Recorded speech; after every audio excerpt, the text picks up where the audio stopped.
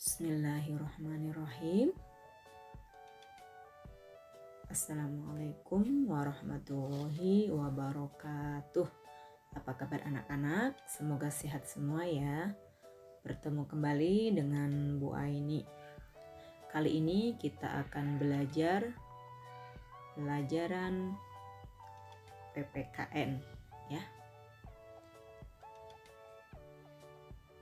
Tentang makna sila ke-1 dan kedua Pancasila. Anak-anak, setelah anak-anak mengikuti pembelajaran hari ini, anak-anak diharapkan yang ke-1 dapat menyebutkan bunyi Pancasila sila ke-1 dan kedua beserta lambangnya. Kemudian yang kedua, menjelaskan makna lambang Pancasila sila ke-1 dan kedua. Kemudian yang ketiga, dapat menjelaskan contoh pengamalan Pancasila sila ke-1 dan kedua dalam kehidupan sehari-hari. Nah, anak-anak, sebelum kita ke materi sila ke-1 Pancasila, kita baca dulu ya Pancasila. Hitung-hitung kita mengingat kembali ya. Ikutin Ibu ya. Pancasila. 1. Ketuhanan yang Maha Esa. 2. Kemanusiaan yang adil dan beradab. 3. Persatuan Indonesia. 4. Kerakyatan yang dipimpin oleh hikmat kebijaksanaan dalam permusyawaratan perwakilan. 5. Keadilan sosial bagi seluruh rakyat Indonesia. Itulah bunyi Pancasila sila ke-1 sampai ke-5. Sekarang kita bahas lebih detail ya, lebih mendalam sila ke-1 Pancasila. Ya, tadi anak-anak masih ingat bunyi Pancasila sila ke-1, yaitu ketuhanan yang Maha Esa. Kemudian lambangnya yaitu bintang bersudut 5 ya. Nah, contoh pengamalan sila ke-1 Pancasila. Nah, salah satu contohnya yaitu bersyukur ya. Salah satu contoh pengamalan sila ke-1 Pancasila yaitu bersyukur. Nah, kita lanjut anak-anak ya. Bersyukur. Coba apa itu bersyukur ya? Bersyukur yaitu berterima kasih atas karunia yang diberikan oleh Allah. Jadi kalau kita mendapatkan karunia, nikmat, kita harus bersyukur. Kemudian bersyukur bisa dilakukan dengan ucapan atau bisa juga dengan perbuatan. Nih, contoh bersyukur dengan ucapan. Nah, contohnya membiasakan berdoa sebelum dan sesudah makan. Kemudian membiasakan berdoa sebelum dan bangun tidur. Contoh bersyukur dengan perbuatan, contohnya menjaga kesehatan badan ya, seperti mandi, membiasakan mandi, teratur, gosok gigi ya, itu contoh menjaga kesehatan badan. Juga bisa contoh lain merawat hewan dan tanaman. Ini juga contoh bersyukur dengan perbuatan. Kita lanjut anak-anak ya. Sekarang kita bahas sila kedua Pancasila. Coba anak-anak, tadi sila kedua Pancasila apa tadi ya? Nah, sila kedua Pancasila berbunyi kemanusiaan yang adil dan beradab. Lambangnya yaitu rantai. Nah, rantai di sini terdiri dari mata rantai yang membentuk lingkaran.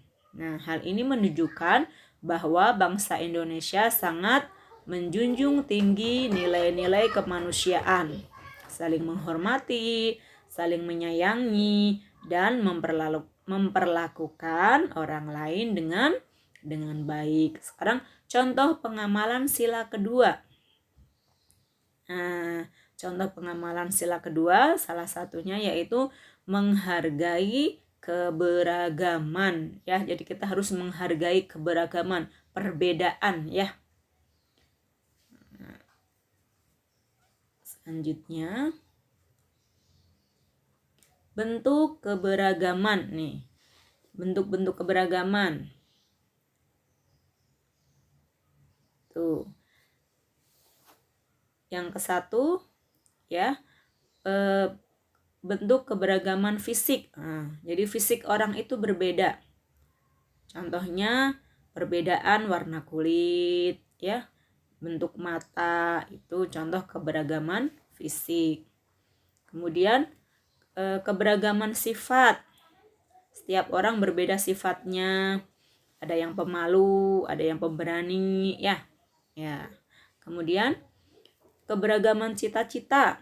Ada yang ingin jadi dokter, ada yang ingin jadi polisi, dan lain-lain ya. Kemudian jenis kelamin. Ada laki-laki, ada perempuan. Kemudian keberagaman kegemaran. Ada yang berbeda kesukaan olahraga ya. Contohnya ada yang suka berenang, ada yang suka bersepeda atau jogging. Nah, kemudian ada juga keberagaman suku. Ada suku Sunda, suku Jawa, Betawi, dan lain-lain. Kita lanjut. Nah, bagaimana anak-anak cara kita menyikapi keberagaman di sekolah? Kan anak-anak di sekolah ya, temannya berbeda-beda nih. Bagaimana ya cara anak-anak menyikapinya? Nih kita harus menghargai pendapat teman meskipun berbeda dengan pendapat kita. Jadi kalau ada teman kita berbeda pendapat sama kita, kita harus menghargainya. Kemudian menghormati perbedaan. Ketika di kelas, di sekolah, ada teman kita berbeda fisik, contohnya ada yang badannya kurus, ada badannya gemuk. Nah, kita harus menghormatinya. Kemudian berteman dengan siapapun meskipun berbeda. Jadi kalau kita berteman tidak boleh pilih-pilih teman. Karena aku kurus, pengen sama teman yang kurus. Nah, itu tidak boleh ya. Kita lanjut anak-anak ya. Manfaat bersatu di sekolah nih. Ketika kita bersatu di sekolah manfaatnya apa ya?